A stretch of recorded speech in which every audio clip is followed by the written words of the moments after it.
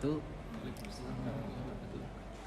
Saya Farhan Ali Madani, NIM 221441030 bersama kedua rekan saya. Nama saya Muhammad Fadli Arasid, NIM saya 221441042. Nama saya Galih Ramadan, NIM 221441010. Kami di sini sedang mewawancarai Mbak Fitria selaku perwakilan dari Lab SKP. Tujuan kami di sini untuk mewawancarai mengenai K3 yang diterapkan di Lab SKP. Kemudian wawancara ini juga untuk memenuhi tugas mata kuliah dari mata kuliah K3. Lanjut saja langsung ke pertanyaan, Mbak. Pertanyaan pertama dari saya, kira-kira apakah penerapan K3 di Lab SKP sudah baik? Kalau menurut saya sudah cukup baik ya, walaupun mungkin masih ada beberapa kekurangan gitu ya. Untuk K3 sendiri di lab ini kan sudah diterapkan juga, mulai dari pertama yang terlihat secara fisik mungkin ada tanda-tanda ya yang diterapkan di lab, kemudian ada juga prosedur K3 yang sudah dibuatkan juga ada panduannya dan lain sebagainya. Oke, selanjutnya langsung ke pertanyaan kedua. Jika terdapat kecelakaan kerja di lab ini, kira-kira resiko kemungkinan terbesarnya apa, Mbak? Baik, alhamdulillah sejauh ini belum pernah ada kecelakaan kerja ya di lab sistem kendali. Namun kalau melihat dari peralatan yang ada di lab sistem kendali, resikonya yang terbesar adalah ya terkena sengatan listrik mungkin ya, misalnya dari jalur AC lain gitu ya. Atau mungkin kalau misalnya mahasiswa trader gitu misalnya dalam memasang peralatan mungkin bisa short circuit, itu kan mungkin bisa ada ledakan gitu, tapi sejauh ini sih belum pernah terjadi. Baik, selanjutnya pertanyaan dari saya, Bu. Pertanyaan yang ketiga berarti bagaimana Ibu sebagai penanggung jawab lab sistem kendali ini meningkatkan kesadaran terhadap risiko keselamatan yang terkait dengan sistem kendali? Ya baik, tentu K3 ini kan menjamin ya kesehatan dan keselamatan baik dari pengguna lab maupun juga dari peralatannya. Tentunya dengan sebelum praktikum mahasiswa diingatkan ya tentang bagaimana prosedur penggunaan alat gitu ya. Juga ada inventaris juga ya untuk bagaimana mengecek kelengkapan alat gitu ya, baik sebelum praktikum maupun di akhir minggu ya, di akhir praktikum. Itu juga guna untuk supaya peralatan di sini tetap ya maksudnya sesuai gitu ya, baik jumlah dan kondisinya seperti itu. Dan untuk pertanyaan yang keempat, apakah tata letak laboratorium termasuk dengan peralatan ini sudah mempertimbangkan keselamatan ketiganya? Baik, terima kasih atas pertanyaannya. Kalau menurut saya tata letak ini sudah dipertimbangkan juga ya dengan baik dan sudah mempertimbangkan aspek K3 juga ya. Seperti misalkan di lab pemodelan ada tata letak mejanya ya, di mana mejanya di tengah ada kosong, di samping kiri kanan ada komputer. Meja yang tengah kosong itu adalah untuk peralatan, karena kan di sini digunakan juga misalkan software yang terkoneksi ke hardware. Jadi agar tidak tumpang tindih dengan komputernya, itu di tengah itu untuk meletakkan komputer maksud saya komponen-komponen ya atau perangkat seperti itu. Kemudian jarak antar meja, jarak itu juga mempertimbangkan ya untuk mobilitas dari para pengguna lab gitu ya. Kemudian untuk dari instalasi listrik yang menuju komputer-komputer atau ke meja-meja untuk kita membutuhkan sumber tegangan, itu juga dibuat serapi mungkin gitu ya, agar terlihat rapi dan tentunya juga misalnya mencegah dari misalnya tersandung oleh kabel-kabel, jadi dibuat sebaik mungkin juga. Oke, mungkin untuk pertanyaan selanjutnya akan dilanjut oleh saya. Pertanyaan yang kelima, apakah peralatan di laboratorium diperiksa secara berkala untuk memastikan keselamatan operasionalnya? Untuk pemeriksaan peralatan kami lakukan secara berkala ya. pertama yang diperiksa itu adalah keutuhan atau jumlah dari alat-alat yang tersedia. Nah, dan juga bagaimana fungsinya ya, apakah masih bagus atau sudah tidak berfungsi. Nah, untuk pemeriksaannya sendiri, yang pertama adalah dilakukan secara mingguan ya, melalui program inventaris yang dilakukan oleh mahasiswa-mahasiswa yang ditugaskan untuk invent. Biasanya dilakukan di hari Jumat di minggu prakteknya ya. Nah, itu kami menyediakan buku-buku inventaris, di dalamnya ada nama-nama peralatan dan jumlahnya gitu ya. Nah, seperti misalkan di lab pemodelan itu ada juga pemeriksaan fungsi dari komputer gitu ya di setiap invent. Jadi setiap invent itu dinyalakan semua komputernya untuk melihat fungsinya ya, apakah berfungsi atau tidak. Kalaupun misalnya tidak berfungsi, nanti kan dilaporkan dan kami akan melakukan perbaikan gitu ya. Dan juga ada pemeriksaan seperti misalkan alat-alat yang sering digunakan, itu nanti juga akan dicek gitu ya di setiap sebelum praktek misalkan, atau juga dari kami dibantu oleh petugas lab juga ya untuk memeriksa kondisi dari alat-alat seperti itu. Baik, untuk selanjutnya ke pertanyaan terakhir ya Bu. Jika terjadi kecelakaan kerja saat praktikum, apakah ada prosedur darurat yang telah ditetapkan? Ya, baik. Jika terjadi kecelakaan kerja yang tentunya misalkan melibatkan menyebabkan terluka, itu pasti akan ada penanganan. Yang pertama adalah pertolongan pertama gitu ya. Pertolongan pertama tentunya dengan mengobati luka ya, dan dibawa ke klinik yang ada di sini ya. Nah, namun apabila tidak bisa ditangani oleh pertolongan pertama atau lukanya lebih berat, maka akan dibawa ke IGD ya. Kan di sini kita ada rumah sakit terdekat juga seperti itu. Dan tentunya setelah itu juga akan dilakukan investigasi ya, penyebab dari kecelakaan kerja tersebut, dan akan diperbaiki ya kenapa terjadi seperti itu, dibuat berita acaranya, dan kalau diketahui penyebabnya akan diperbaiki supaya tidak terjadi lagi hal yang serupa seperti itu. Baik, terima kasih Mbak atas waktunya bersedia meluangkan untuk kami wawancara Mbak. Mudah-mudahan apa yang Mbak sampaikan bisa bermanfaat untuk kami dan semua yang menonton nanti. Baik, terima kasih juga atas pertanyaan-pertanyaannya. Mudah-mudahan juga kami di sini dan semua ya kita bisa memperbaiki penerapan K3 ya. Amin. Di lab-lab maupun di Polman. Mungkin sekian dari kami. Assalamualaikum warahmatullahi wabarakatuh. Waalaikumsalam warahmatullahi wabarakatuh.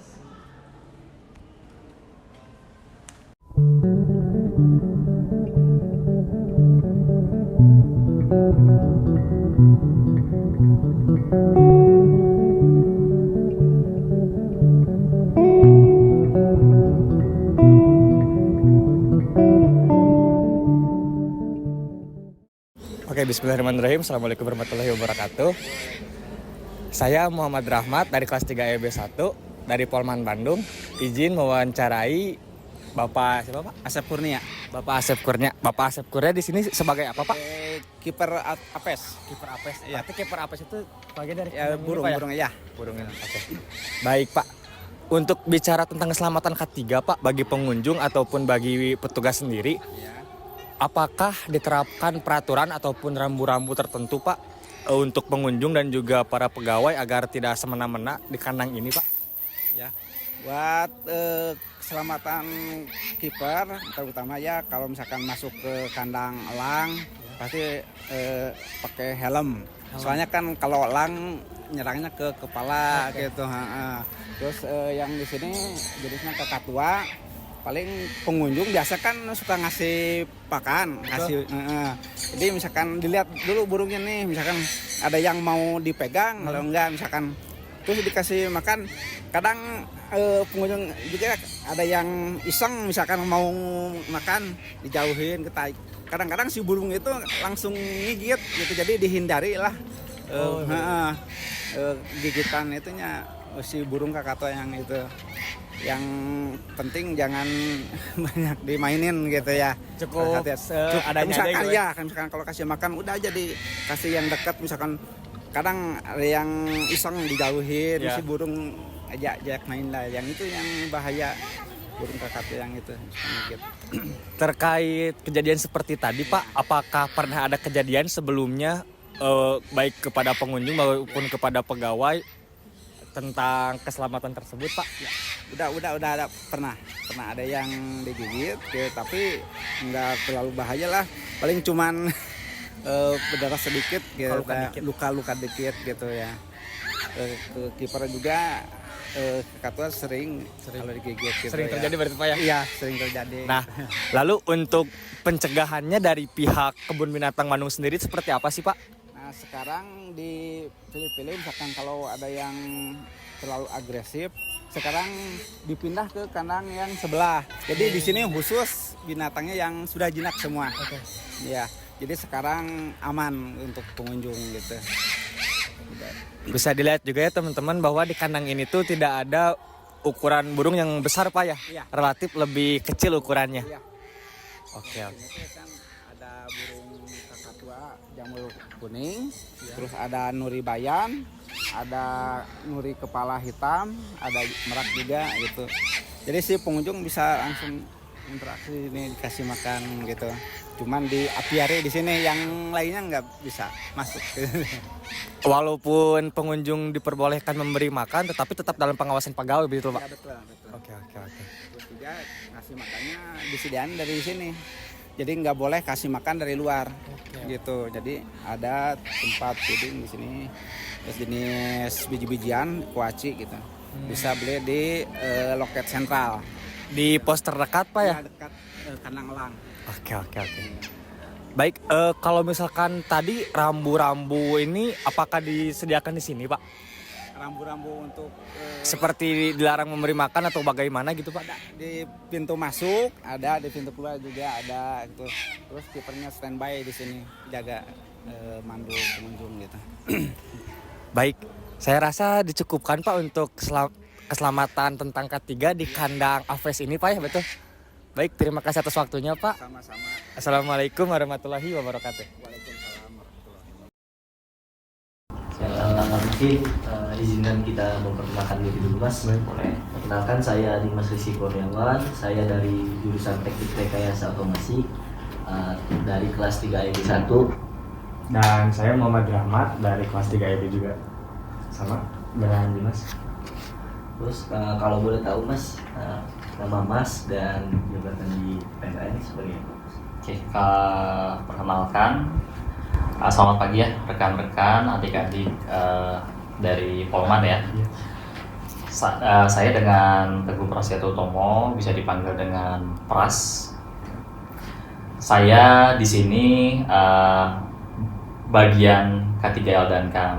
K3L sudah tahu ya, keselamatan, kesehatan kerja, lingkungan dan keamanan. Saya ada di posisi ini dari tahun 2018 sampai dengan tahun ini, seperti itu. Baik, lanjut aja Mas ya ke pertanyaan yang pertama. Nah, kita ketahui bersama kan PLN ini kan merupakan perusahaan elektrik ya Mas. Nah, lalu hal seperti apa sih yang dapat menjadi sumber bahaya penyebab kecelakaan bagi pekerja di sini gitu Mas? Oke, jadi kan kalau saya kasih informasi dulu, PLN itu kan sebenarnya ada 3 bagian tuh. Pokoknya dari pembangkitan sampai ke rumah itu ada tiga bagian. Listrik itu kan dibangkitkan, itu sistemnya ada di PLN pembangkitan. Setelah dibangkitkan itu kan dikirimkan melalui sutet. Tahu kan sutet? Saluran udara tegangan ekstra tinggi. Mulai dari 75 kV sampai dengan 500 kV. Itu dipegang oleh PLN transmisi, Habis itu didistribusikan tuh ke pelanggan-pelanggan. Dari 500 kV diturunkan ke 20 kV. 20 kV itu yang mengelola adalah PLN distribusi. PLN distribusi yaitu kami yang mengelola listrik 20 kV. Kami menyalurkan itu sampai ke pelanggan-pelanggan, mau pelanggan TR atau pelanggan TM. Pelanggan TR itu adalah pelanggan tegangan rendah. Itu yang biasanya oleh rumah tangga. Pelanggan TM, tegangan menengah, itu 20 kV. 20 kV itu biasanya pelanggan-pelanggan besar. Bisa hotel, bisa pabrik-pabrik, Bisa tadi swalayan juga ada. Kita khusus emang menangani kelistrikan, fokusnya di sana. Kalau dibilang sumber kecelakaan, sumber bahaya sangat banyak sebenarnya. Di satu sisi kita main di elektrik, satu sisi kita main di konstruksi. Karena kan di konstruksi, walaupun konstruksinya nggak besar seperti Sutet, 20 kafe itu tingginya paling 15 sampai dengan 20 meter. Tapi itu sudah dianggap kita bekerja di ketinggian.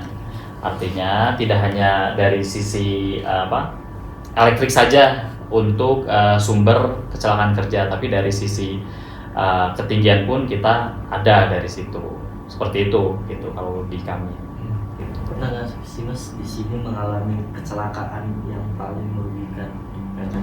Kalau kecelakaan itu nggak sampai fatal ya, dan itu tidak dianggap adanya kecelakaan kerja. Paling kecelakaan kerja itu ya paling kegores, kesetrum juga ada, cuman kesetrumnya hanya dari sisi TR. Ringan, hanya di sisi TR itu kan tegangannya 220 sampai 400. 380 lah kalau orang-orang dengar, tapi maksimalnya 400 volt gitu. Tapi kalau untuk kecelakaan kerja sampai meninggal itu tidak ada sampai saat ini. Jangan sampailah ada kecelakaan kerja gitu di sini. Prosedur K3 seperti apa yang diterapkan kepada pekerja di sini gitu?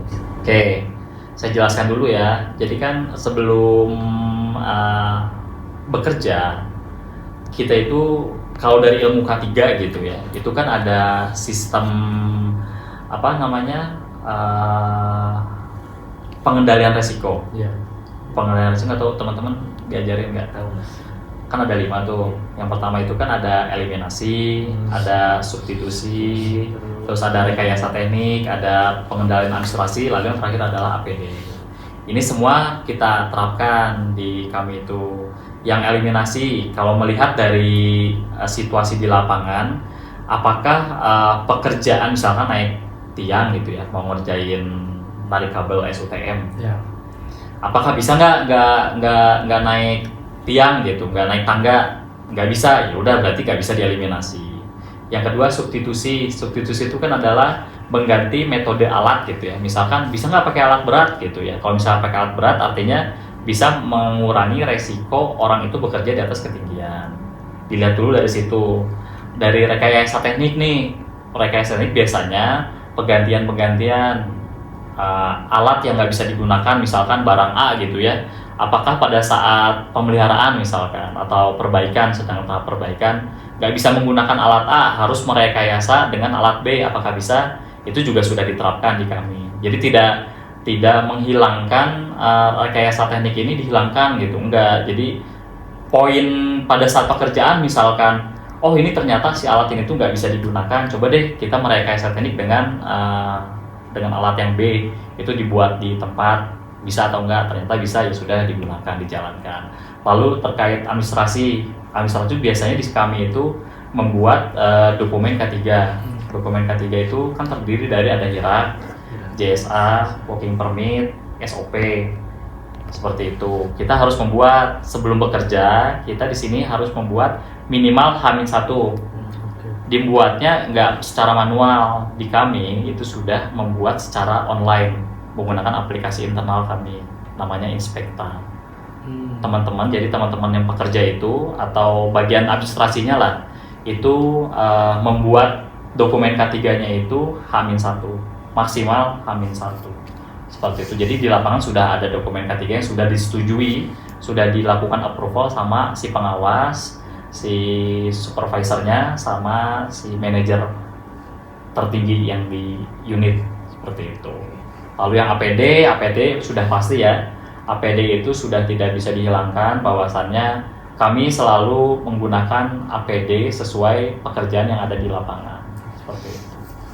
Berarti apakah para pekerja di sini diwajibkan untuk mengetahui prosedur itu Mas, atau diberikan pelatihan juga Mas untuk memberitahu prosedur itu?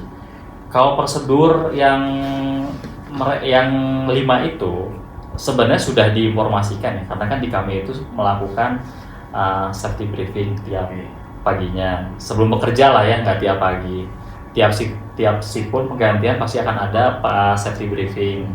Safety briefing itu kan isinya adalah melakukan edukasi, bisa edukasi terkait apapun, memberikan informasi-informasi terkait kesehatan si pekerjanya bagaimana, lalu terkait tugas-tugas yang oversip itu kan biasanya ada tugas-tugas yang belum selesai harus dikerjakan. Nah, di dalam safety briefing itu semua informasi diberikan gitu. Seperti itu. Lalu Mas, pada pertanyaan selanjutnya yang kelima, meskipun perusahaan telah menghindari terjadinya kecelakaan kerja, kan masih banyak tuh Mas faktor-faktor eksternal yang menyebabkan kecelakaan kerja seperti pekerja mengantuk, di tempat kerja. Nah, kira-kira bagaimana tanggapan Mas terhadap hal tersebut dan kira-kira seperti apa sih solusinya? Pegawai yang mengantuk. Ya, seperti contohnya. Oke, jadi gini. Ini sebisa mungkin saya jawab ya. Ya. Kecelakaan kerja itu kan ada dua kondisi ya. Ada unsafe action, ada unsafe condition. Kalau unsafe condition kan kondisi-kondisi di mana di lapangan kita melihat ada kondisi yang menimbulkan bahaya. Sudah tahu lah ya teman-teman. Kalau unsafe action itu adalah perilaku si para pekerjanya. Apakah mereka melanggar SOP, melanggar tidak menggunakan APD, lalu tidak, yang tadi sudah saya sebutkan, mereka tidak membuat dokumen K3, apakah mereka melanggar? Itu kan salah satu itu kan bisa menyebabkan terjadinya kecelakaan kerja. Nah, tadi kondisinya bagaimana kalau ada kondisi yang mengantuk gitu ya.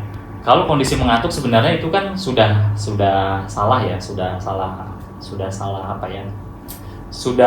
Mereka itu sudah salah sebenarnya. Kenapa mereka bisa, kalau diruntut dari masalahnya, kenapa dia bisa mengantuk gitu ya? Mengantuk sebelumnya, apakah mereka kerjanya overshift, artinya mereka bekerja lebih dari yang sudah ditentukan 8 jam, ataukah mengantuk sebelumnya ada kegiatan lain? Sebenarnya itu sudah disalahkan. Artinya kami berupaya itu bekerja itu sesuai dengan prosedur. Artinya yang bekerja itu harus sehat rohani dan jasmani. Artinya kalau sudah mengantuk itu kan sudah mengganggu pekerjaan. Apalagi pekerjaan kami itu kan pekerjaan yang resikonya tinggi. Yang tadi yang bahwasannya resikonya elektrik gitu ya. Kita nggak hanya main di sisi TR tegangannya, tapi main di sisi TM tegangan menengah yang 20.000 volt. Sekali menyentuh, resikonya apa? Resikonya itu bisa meninggal ataupun kegagalan organ yang di dalam. Itu bisa terjadi. Makanya kami tidak mengharapkan adanya pekerja itu pada saat bekerja itu mengantuk, itu tidak disarankan untuk bekerja, bahkan dilarang bekerja. Karena pada saat safety briefing di awal kan tadi sudah ditanya bagaimana kesehatannya, bagaimana kesehatan rohani dan jasmaninya, seperti itu. Terus apakah menurut Mas di perusahaan ini tempat kerjanya itu sudah memenuhi kriteria untuk melengkapi prosedur K3, Mas? Di gedung maupun di rumah kita. Kalau di gedung terkait apa tadi? Kriteria yang baik. Kriteria yang baik, apakah sudah baik atau belum? Iya. Kalau di sini sih ya, kami selalu berupaya untuk memberikan yang terbaik gitu ya. Tapi kan pada kenyataan realnya itu kan kita nggak bisa memberikan kualitas itu 100% ya. Pasti ada aja lah kekurangan-kekurangan yang diterima sama si para pekerja ya. Contohnya gitu ya, apakah gedung ini sudah dianggap nyaman sama para pekerjanya? Ya belum tentu dianggap nyaman juga sama keseluruhan si pegawai. Ya ada aja gitu ya pegawai yang menyatakan, oh ternyata ini saya kurang nyaman di lingkungan kerja gitu ya. Kalau di lingkungan luar gedung itu kan artinya sudah bagian lapangan ya. Bagian lapangan itu mau tidak mau dia berhadapan dengan situasi kondisi yang kita tidak bisa monitor. Artinya misalkan dia ketemu sama kondisi di lapangan itu sedang banjir, kami tidak bisa memonitor, kita tidak bisa memanage hal itu gitu ya. Tapi kalau di gedung ini kita bisa memanage hal itu, cuman yaitu tiap tahun kita akan melakukan evaluasi, mulai dari pengujian lingkungannya, pengujian psikologisnya, lalu dari sisi pegawainya pun kita lakukan MCU gitu. Apakah dari sisi pegawainya aja apakah bagus nggak sih sebenarnya mereka itu kondisinya untuk bekerja, itu juga kita lakukan setiap tahunnya. Jadi kalau dianggap layak atau enggaknya ya balik lagi tergantung orangnya, tapi dari sisi K3 akan selalu memberikan perbaikan tiap tahunnya, seperti itu. Nah, semisal Mas di perusahaan itu terjadi kecelakaan kerja kepada pekerjanya gitu Mas. Nah, langkah seperti apa yang perusahaan berikan untuk mengevakuasi korban tersebut? Oke, ini kalau misalkan terjadi kecelakaan ya, misalkan terjadi kecelakaan kerja, itu minimal kita harus melapor terlebih dahulu. Contoh misalkan kalau ada kejadian kesetrum, kita kan nggak bisa ya mengevakuasi itu dengan diri sendiri, artinya kita perlu bantuan. Kita biasanya telepon ambulan harus. Langkah pertama. Lalu yang kedua adalah laporkan kondisi tersebut kepada manajemen tertinggi di sini. Di sini kan ada manajer ya. Itu harus dilaporkan karena kan sistem kelistrikan itu dipegang oleh di sini sebutnya Bandung 5. Bandung 5 itu adalah sistem untuk mengontrol sistem kelistrikan se-Bandung. Artinya kalau sedang bekerja di lapangan, sedang melakukan pemeliharaan atau perbaikan, artinya kan itu listrik padam. Kalau terjadinya kecelakaan, artinya kan pekerjaan itu tidak bisa dilanjutkan. Makanya kita harus juga laporan paralel. Satu laporan ke rumah sakit atau ambulan lah ya untuk mengevakuasi si korban. Kita juga langsung laporkan kepada manajemen tertinggi di kantor supaya apa? Supaya nanti upaya-upaya yang di lapangan itu bisa dipercepat penormalannya, entah itu sedang pemeliharaan atau sedang perbaikan. Seperti itu. Selanjutnya kita balik ke APD Mas. APD apa aja sih yang diwajibkan di sini Mas perusahaan ini? Oke, APD. Kita balik lagi ya, kita bekerja di bagian distribusi, megang 20 kafe. Artinya kita akan berhadapan langsung dengan listrik 20.000 volt. Walaupun listrik itu pada saat kita bekerja dalam keadaan offline, listrik itu padam. Tapi tidak menutup kemungkinan listrik itu masih berada di jalurnya. Itu kan? Nah, itu bocor. Artinya kita membutuhkan satu helm itu pasti, karena helm itu kita digunakan untuk ketinggian. Lalu body harness itu juga dipakai di ketinggian. Lalu sarung tangan 20.000 volt, 20 kV itu juga dipakai. Sarung tangan, lalu sepatu juga 20 kV itu juga digunakan. Seperti itu. Kacamata anti UV tapi itu juga digunakan. Berarti ada alat-alat khusus yang harus digunakan di sini ya Mas? Nggak sembarang kayak sepatunya sembarang, yang penting safety. Nggak bisa, karena 20.000 volt pun harus diuji kelayakannya lagi setiap tahunnya. Kita kan nggak tahu tuh yang namanya alat kerja APD itu kan ada penurunan kualitas ya. Pasti akan adanya kebocoran di APD itu. Apalagi yang 20 kV sama sarung tangan 20 kV sama sepatu 20 kV. Itu akan mengalami penurunan kualitas. Makanya diperlukan uji di lab untuk menguji apakah ketahanan si sarung tangan sama si sepatu itu masih di angka 20, menahan 20 kV atau tidak. Seperti itu. Perusahaan ini seberapa penting sih aspek K3 bagi perusahaan ini? Terus sejauh mana penerapan dalam lingkungan kerja di sini? Dan terakhir, mungkinkah adakah evaluasi yang akan diterapkan ke depannya berkaitan dengan keselamatan kerja? Poin pertama tadi apa? Poin pertama itu seberapa penting? Seberapa penting ya? Kalau dibilang seberapa penting, K3 itu kan sangat penting ya. K3 itu bukan milik orang K3. K3 itu melekat ke semua pegawai, tidak hanya orang lapangan saja, orang administrasi pun resiko kecelakaan itu ada. Jadi jangan salah kaprah ya. Yang punya resiko bekerja itu hanya di orang lapangan saja, orang teknik lah gitu ya. Tapi orang dari sisi administrasi, orang yang bekerja di kantor lah, itu pun ada resikonya. Ya bisa dipastikan resikonya pasti akan beda juga gitu ya. Karena tadi yang saya sebutkan bahwasannya kan kecelakaan kerja itu bisa diakibatkan unsafe action sama unsafe condition. Unsafe condition di gedung apakah ada yang mengakibatkan kecelakaan kerja? Banyak sebenarnya. Orang yang misalkan di gedung gitu ya membuat instalasi si jalur stop kontak yang tidak sesuai dengan kaidahnya gitu ya, itu juga kan bisa membuat kecelakaan kerja gitu, bisa orang tersetrum, tersandung gitu kan, ataupun bisa terjadinya kebakaran kalau misalkan mereka salah menempatkan. Di sini kan ada dapur ya, artinya kan kita juga punya peralatan elektronik lah. Jangan sampai satu stop kontak itu dipasang barang elektronik menumpuk, apalagi itu kan bisa menyebabkan terjadinya kebakaran. Terjadi kebakaran karena apa? Karena kan si stop kontak itu kan mempunyai ada kabel kan di dalamnya. Kabel itu kan mempunyai apa namanya? KHA, kuat hantar arus. Kalau semakin tinggi si arus yang dilalui itu kan akan semakin panas.